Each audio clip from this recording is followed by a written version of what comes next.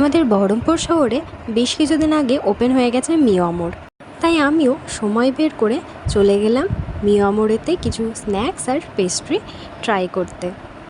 প্রথমে তো গিয়ে আমার এই আউটলেটের অ্যাম্বিয়েন্সটা ভীষণ ভালো লেগেছে।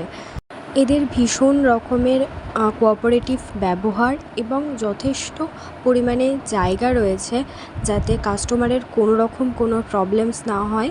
সাথে ছিল varieties veg and non veg items, স্ন্যাক্সের মধ্যে হোক বা পেস্ট্রির মধ্যে হোক, দুটোতেই। আর দাম তো অ্যাজ ইউজুয়াল ভীষণ রিজনেবল, অ্যান্ড প্রত্যেকটা আইটেম ভীষণ ফ্রেশ ছিল, and they all maintain hygiene.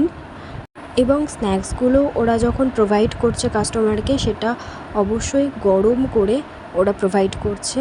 তো খুব ভালো লেগেছে আমার এদের আউটলেটটা আর এদের ব্যবস্থাপনাও। তো আমিও নিয়ে চলে এসেছি বাড়ির জন্য কিছু স্ন্যাক্স। চলো আনবক্সিং করি।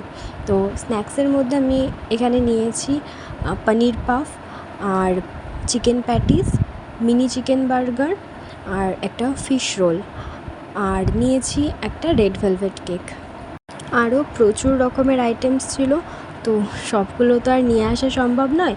তো নেক্সট টাইম আমি যখন আবার যাব তখন অবশ্যই তোমাদের সাথে সেই আইটেমসগুলোর রিভিউ শেয়ার করব। প্রত্যেকটা আইটেমই টেস্টে খুব ভালো ছিল আর ভীষণ ফ্রেশ ছিল, তো মাস্ট ট্রাই। আর অবশ্যই কমেন্টে জানাবে কে কে মুর্শিদাবাদ থেকে দেখছো ভিডিওটা।